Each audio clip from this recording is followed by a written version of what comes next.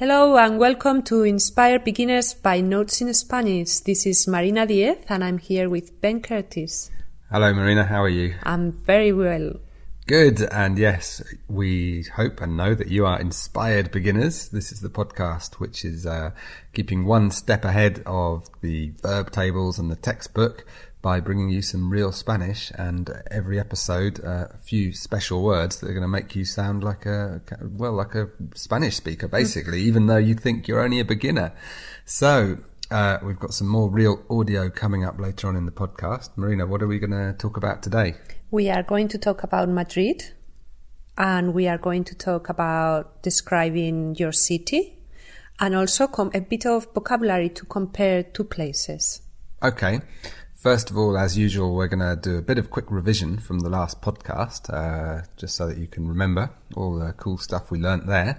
So we're going to start off with a couple of really useful constructions that we learnt. The first one was to talk about things that you're going to do in the future plans, in a very easy way without having to learn that entire future tense. Using the present of the verb ir and plus the infinitive. So, for example, it would be, vamos a comprar un CD. We're going to buy a CD. Mm-hmm. Okay, come on, let's hear that again, because your accent is phenomenal. Vamos a comprar un CD. Okay, so what about, I'm going to eat with my mother? Voy a comer con mi madre. Exactly, so voy a plus infinitive. So that's talking about the future, but we also looked at a way of talking about things that you have to do. Now, construction was tener, the verb to have, with que and an infinitive. So, for example, how would you say, I have to go to the doctor? Tengo que ir al médico. Tengo, which is the first person singular of tener. Que ir al médico. I have to go to the doctor. Okay, what about, I remember we were saying that I had to do a bit of shopping before we go off to Thailand, and I need some shorts. How would you say, I have to buy some shorts? Tengo que comprar unos pantalones cortos. Yep, tengo que, with the verb comprar, to buy. Tengo que comprar unos pantalones cortos. Fantastic. Right, now there was our super Spanish, how to sound really Spanish word from the last podcast, was a word you use when somebody asks you to do something that you don't want to do, when something's a real pain. Can you remember what it was? Marina, it was? ¿Qué rollo? Exactly. If you're still studying, if your teacher gives you homework, qué rollo. I don't know. If you have to clean the house, qué rollo. Yeah, every now and again Marina asks me to clean the oven and I say, qué rollo. Ah, yes. and then I leave the building rapidly. Okay, so that's the bit of revision. Today we've got some more really useful phrases for you as well. So it's time to prepare for the first part of today's audio. Marina, how would you say in Spanish, how would you ask what something's like? ¿Cómo es whatever? For example, we are going to be talking about ¿Cómo es Madrid? Mm-hmm. So what is Madrid like? Yep, ¿Cómo es? Okay, so ¿Cómo es Madrid? ¿Cómo es tu hermana? What's your sister like, for example? ¿Cómo es tu casa? What's your house like? And, of course, when you're answering that, what might you answer? How might you start a sentence? ¿Cómo es Madrid? Es ruidosa. Exactly, so just es. Yeah, and ruidosa is an adjective that means it's very noisy. Yeah, we'll be hearing that one in a minute because Madrid is very noisy. Another phrase you'll be hearing a lot, or another word, is hay, H-A-Y. What does that mean? There is or there are. Okay, extremely useful, just one word. So, for example, you'll hear us say there's a lot of cars in the city. How would you say that? Hay muchos coches. Uh-huh, perfect. Right, so just a bit more preparation. What else are we going to be talking about? We've said the noise, ruido. It's very noisy, ruidoso. Also traffic, which in Spanish is... Tráfico. Okay. Traffic jams. Atasco. What else? The museums. Museos. And one of today's star super Spanish words is nightlife. Now, a great way of talking about nightlife is to talk about la marcha. Mm-hmm. How would you pronounce that? La marcha. How did I pronounce it? Very well. Oh, good. But you can also say ir de marcha. To go into the nightlife, to go out, really. So you could say, vamos de marcha. Okay, so look out for that word marcha when we're talking about the bars. And also, favorite places. How would you say, what's your favorite place in Madrid? ¿Cuál es tu sitio favorito en Madrid?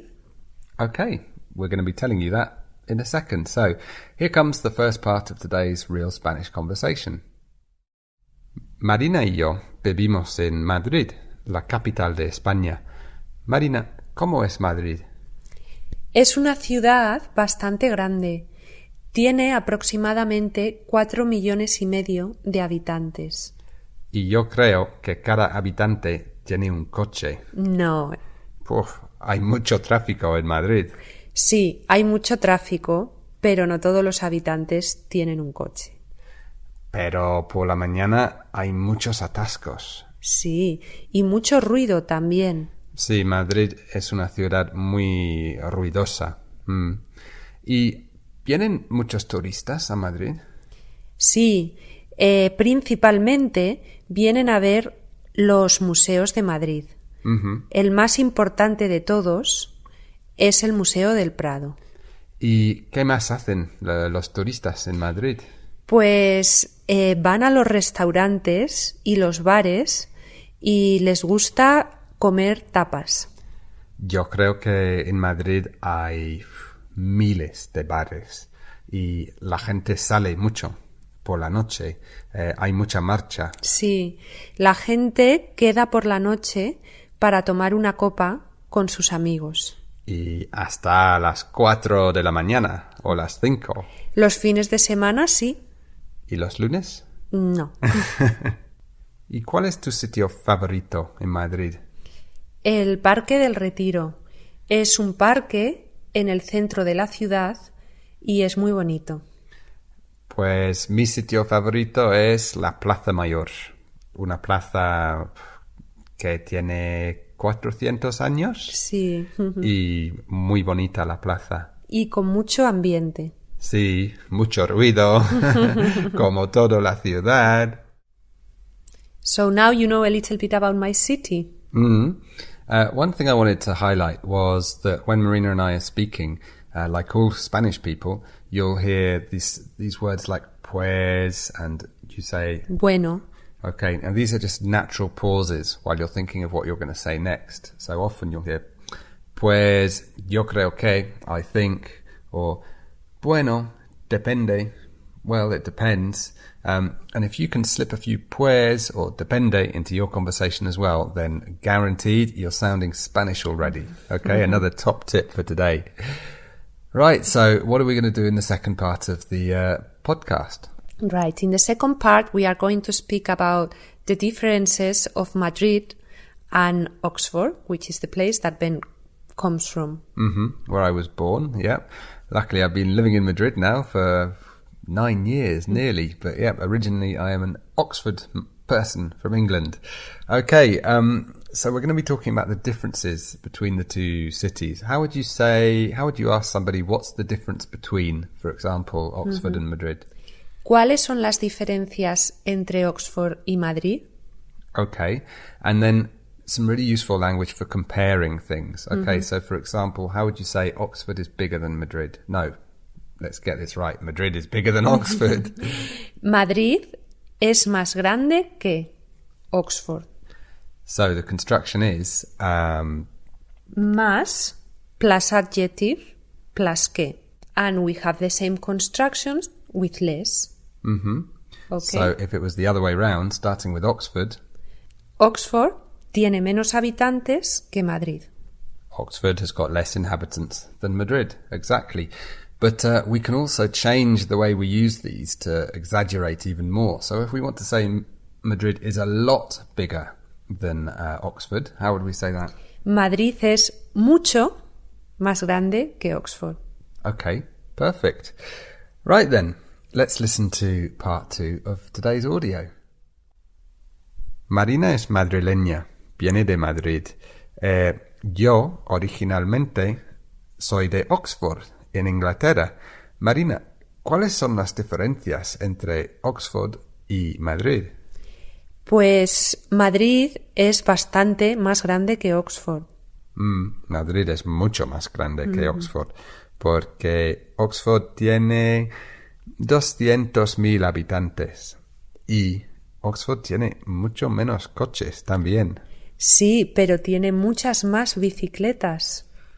En Madrid nadie usa la bicicleta porque es muy peligroso, porque hay mucho tráfico. Pero en Oxford todo el mundo tiene bicicleta, creo. También en Oxford hay muchos estudiantes. Claro, porque Oxford es muy famoso por su universidad.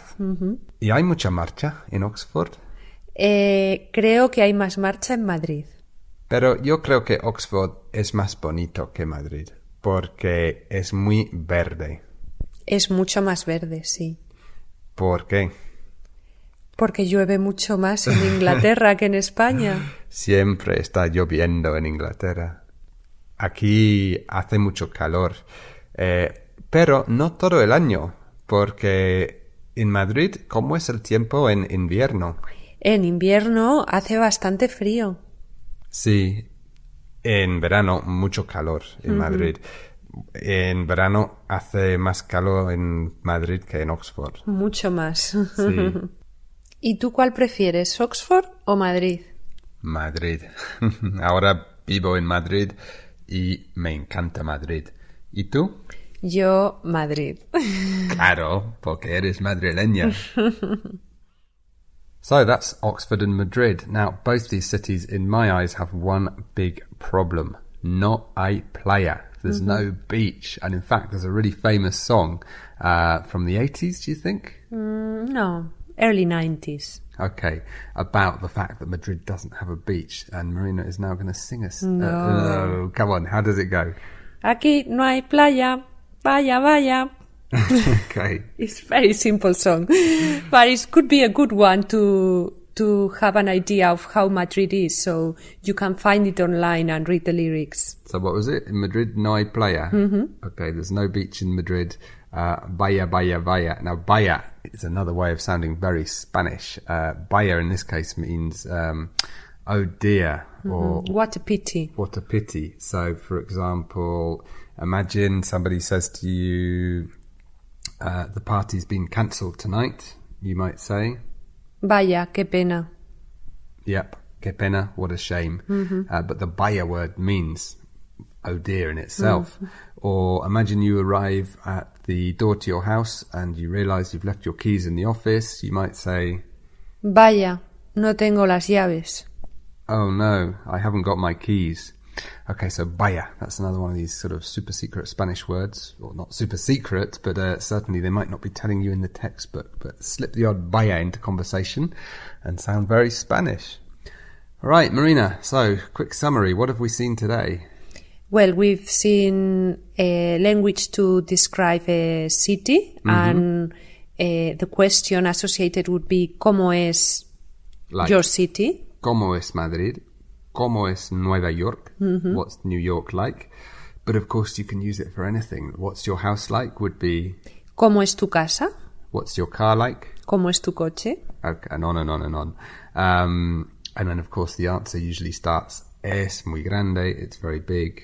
Es muy ruidoso, it's very noisy. Es muy bonito. And of course this other very useful three-letter word, Hay.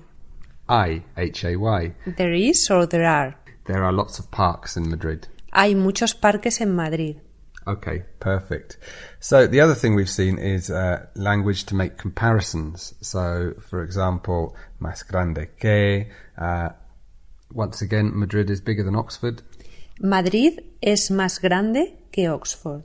Okay, and the opposite, of course, is menos, adjective, que. So, for example, Oxford is less noisy than Madrid. Oxford es menos ruidoso que Madrid. Okay, perfect. How about a lot less noisy? Mucho menos ruidoso. Okay, so the whole sentence? Oxford es mucho menos ruidoso que Madrid. And let me add another one that I've used during the audio today, which is bastante. which is like quite. Es bastante menos ruidoso que Madrid. So it's quite a lot less noisy than Madrid. Okay, fantastic. And the sort of a very Spanish piece of vocabulary, marcha, meaning? Like nightlife. So could you just turn up in the city centre of any Spanish city, find a local and say, ¿Dónde está la marcha?